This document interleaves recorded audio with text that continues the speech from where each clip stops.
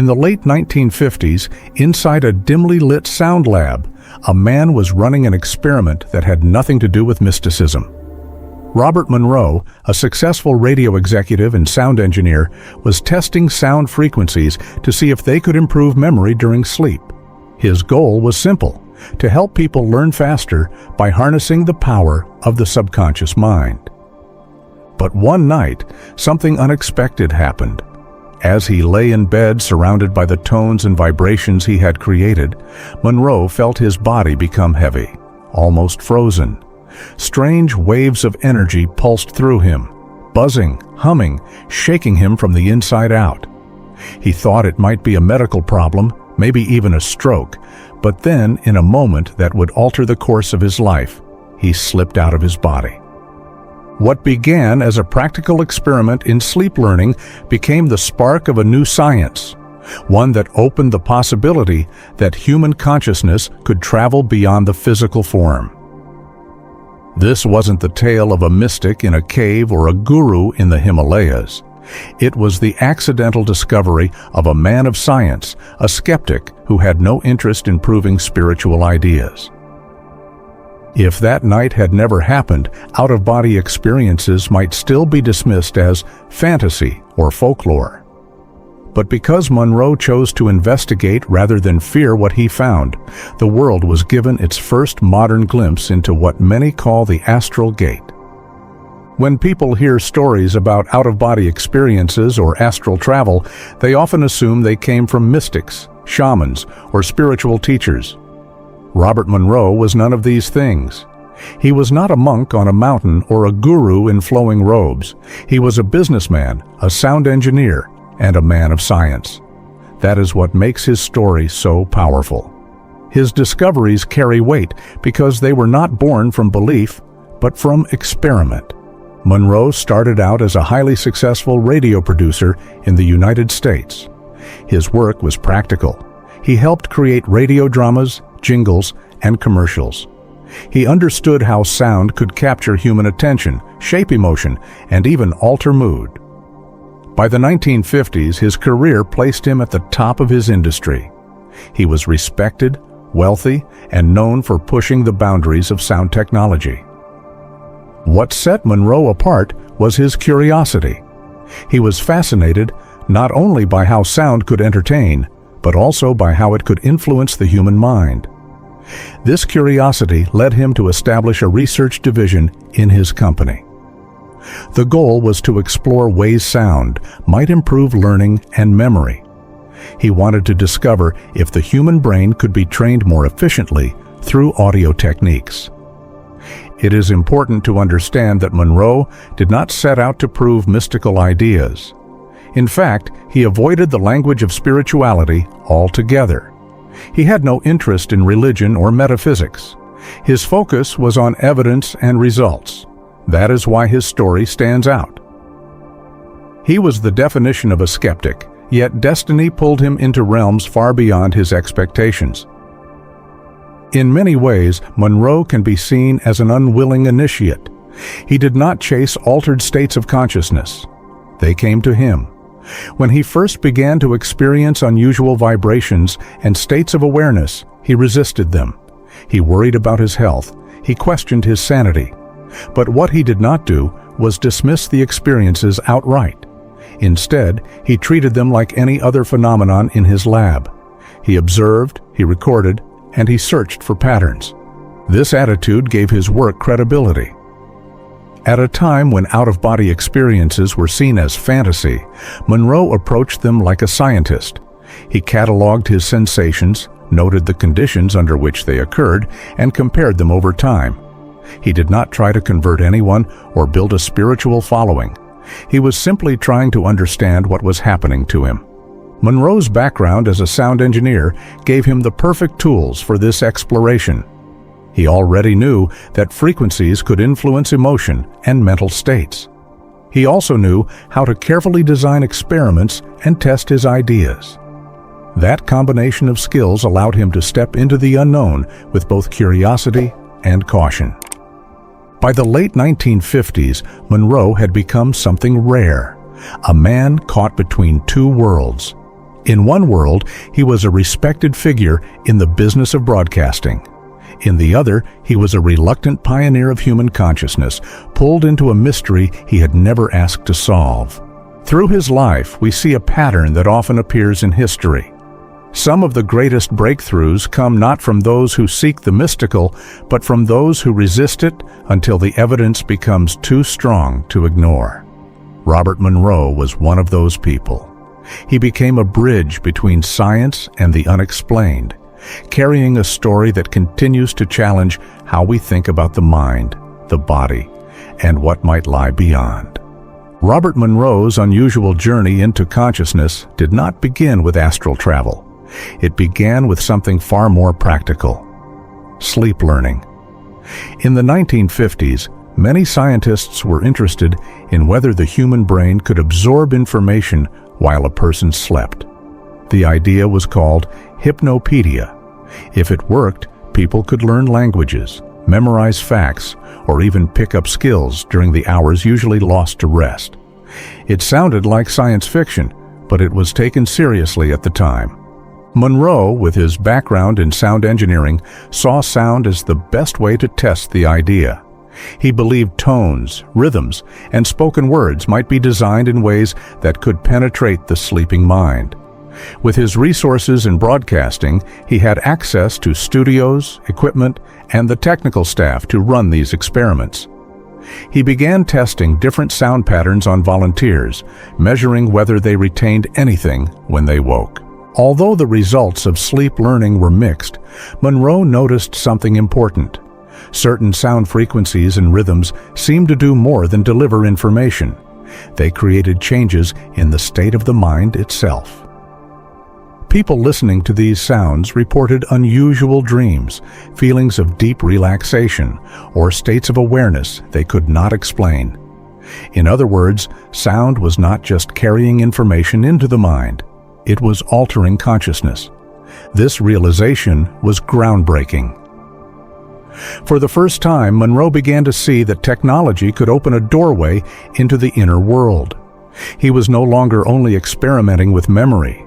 He was working with the very structure of awareness.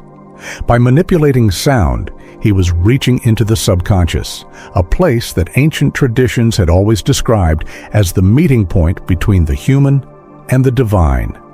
This connection to ancient wisdom is important. Long before Monroe, cultures across the world had used sound to shift human perception.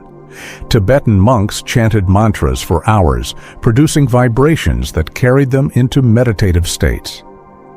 Native American shamans used drumming to journey into spirit worlds. Sufi mystics turned their chants into a rhythm of ecstasy, breaking the boundaries of ordinary awareness. In each case, sound was more than art. It was a tool for transformation. Monroe's machines, although built in the modern world, were doing something similar. His test subjects were not chanting or drumming. They were lying in beds, hooked up to speakers, and exposed to carefully designed sound patterns. Yet the effect was strangely familiar. The frequencies bypassed ordinary thought and touched the subconscious directly, just as chanting and drumming had done for centuries. This was humanity's first accidental doorway into the subconscious through modern technology. Monroe's experiments showed that sound could influence not only what people learned, but also how they experienced reality itself. It revealed that consciousness was not fixed in place. It could be shifted, stretched, and reshaped by frequency. For Monroe, the implications were both exciting and mysterious. If sound could change awareness in such a deep way, what else could it unlock? Could it open parts of the mind that remained hidden in ordinary life? Could it connect the physical and the spiritual? These were not the questions he started with, but they became impossible to avoid once the results of his experiments were clear. Looking back, it is easy to see why this stage of Monroe's work was so important. Without it, he might never have noticed the strange vibrations that would soon transform his life. The sleep learning experiments had revealed something Monroe did not expect. Sound could reach into the subconscious and change states of awareness. That discovery would soon become personal. In 1958, while continuing his research, Monroe experienced something that shook him to his core. It was not a result from a test subject. It was his own body that became the laboratory. One night, as he lay in bed, Monroe felt an unusual sensation. His body grew heavy and unresponsive, as though he had been pinned to the mattress. At the same time, waves of energy began to surge through him. They started as a faint buzzing, then grew into a powerful vibration that moved from his feet up to his head. The entire experience was both terrifying and bewildering. He wondered if he might be ill, perhaps even on the edge of death. For most people, that would have been the end of the story.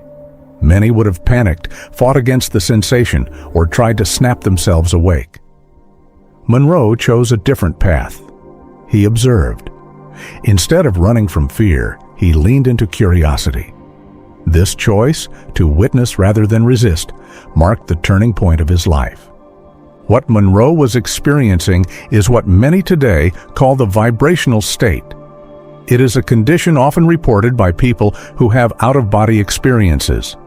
The body feels paralyzed, while an inner energy hums, rattles, or shakes, as if the self is preparing to detach from the physical form. Some traditions describe it as the rattling of the astral door, the moment just before crossing into another dimension of awareness.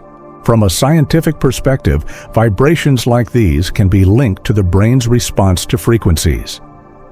Studies with EEG machines show that the brain can synchronize with external rhythms, a process known as neural entrainment.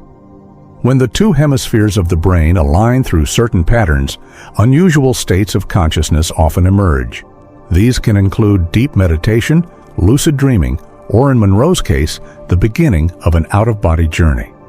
The experience was deeply unsettling. Each time Monroe encountered the vibrations, he faced the same choice: treat them as a threat or treat them as a mystery. By continuing to observe, he discovered that fear made the state collapse, while calm attention allowed it to deepen. The vibrations became a doorway, returning again and again, waiting for him to step through. The vibrations became Monroe's constant companion. Each time he surrendered to them, they grew stronger, as though inviting him toward something beyond the body. Then one night, the invitation became undeniable. The humming rose until it filled his entire being, and with a sudden release, he found himself floating above his bed. At first, disbelief overwhelmed him. He could see the room around him exactly as it was: the furniture, the bed, even his own body lying motionless below. He was awake, alert, and fully conscious, yet separated from the form he had always believed to be himself. The shock of this realization was almost too much to bear. He wondered if he was dreaming, but the clarity was far sharper than any dream he had ever known.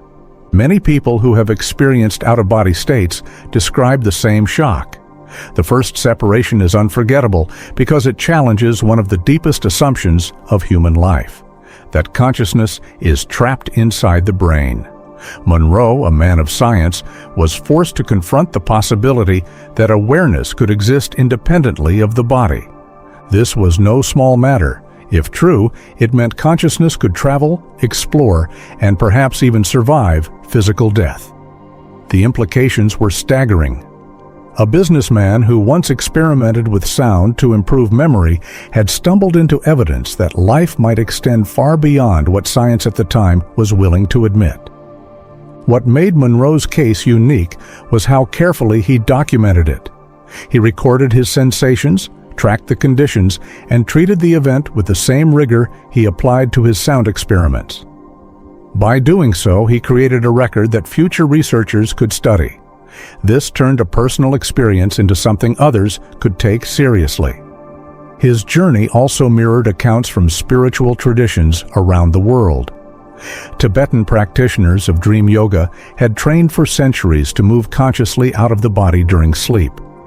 Shamans described leaving their bodies to travel to spirit realms. Ancient Egyptian texts spoke of the Ka, a subtle body that could separate and return. Monroe's experience, though accidental, was part of a much older human story. What set him apart was timing. In the modern West, such experiences were usually dismissed as fantasy or superstition. Yet here was a respected professional with no spiritual agenda, standing as living proof that consciousness could step outside its physical container. Monroe's first out-of-body journey was not the end of his research. It was the beginning. That night marked the birth of a new field of exploration. It showed that the human mind could cross boundaries once thought unshakable, and it set Monroe on a path that would redefine his life and influence generations to come. The implications were enormous. If awareness could separate from the body, then death itself might not be the end. The possibility of survival beyond physical life could no longer be dismissed as a dream or a myth. Monroe had touched something that challenged the foundation of material science. It suggested that the mind was more than chemistry and neurons. It was a field of energy capable of stretching far beyond the body. Science began to catch up in later decades. Researchers discovered the frequency-following response, where the brain locks onto rhythms from outside and begins to mirror them. This explained how Monroe's sounds could synchronize the two hemispheres of the brain, creating conditions for altered states. Studies in neuroscience confirmed that consciousness could be shifted by rhythm and vibration. Monroe's early work had predicted these findings long before they were widely accepted. The implications stretched even further when viewed through modern theories of consciousness. Some scientists, such as Roger Penrose and Stuart Hameroff, have argued that consciousness may be connected to quantum processes. If true, the mind is not limited to the brain, but linked to the deeper fabric of reality. Monroe's journeys offered experiential evidence that aligned with these ideas. His sound experiments may have tapped into the same underlying field that quantum theorists now describe. Robert Monroe's discoveries were not just stories from the past. They continue to matter today because the gate he opened is still within reach. Every time you sit quietly with sound, whether it is music, a chant, or even a set of binaural beats, you are touching the same doorway he stumbled into. The vibrations that carried him out of his body are not rare or mystical. They are universal. They belong to every human being. Think of the moments when a piece of music gives you chills, or when a steady drumbeat seems to carry you into a trance. These are everyday hints of the same principle Monroe uncovered. Sound has the power to shift awareness, to move us beyond the narrow focus of daily life. When used with intention, it can create openings that feel larger than anything the physical senses can explain. For many, this knowledge can be life-changing. It reminds us that we are not trapped inside material perception. We are not limited to flesh and bone. By working with vibration, we can expand into deeper states of awareness and touch realities that feel timeless. The astral gate is not a relic of Monroe's experiments. It is a living threshold, waiting for anyone willing to explore. This is especially relevant in a world where people often feel disconnected and uncertain. The vibrations offer more than escape. They are a pathway to remember who we truly are. They point to the possibility that life does not end with death, that consciousness continues, and that each of us has a role in a universe woven from sound and energy. Monroe's story also carries a deeper lesson. He was not searching for mysticism, yet it found him. That means the gateway to higher states of being is not reserved for the chosen few. It is not locked behind culture, religion, or belief. It is part of human design. The same way breath belongs to all of us, vibration belongs to all of us. By learning to listen, to feel, and to trust the hum beneath our existence, we can step into a wider reality. If ignored, this knowledge leaves us confined, seeing only the surface of life. But if embraced, it opens infinite possibilities. Meditation with sound, chanting, drumming, or simply focusing on the subtle energy within your own body can reconnect you to the same mystery Monroe encountered. His journey reminds us that sound is more than entertainment. It is the fabric of creation, the key that unlocks the hidden doors of consciousness. The vibrations that lifted him out of his body are still calling, not only to researchers or mystics, but to anyone willing to listen. Bob Monroe's legacy is clear. The astral gate is not fantasy. It is a forgotten technology of human awareness, waiting for rediscovery. Every vibration, every frequency is an invitation to remember that you are far more than the body you inhabit.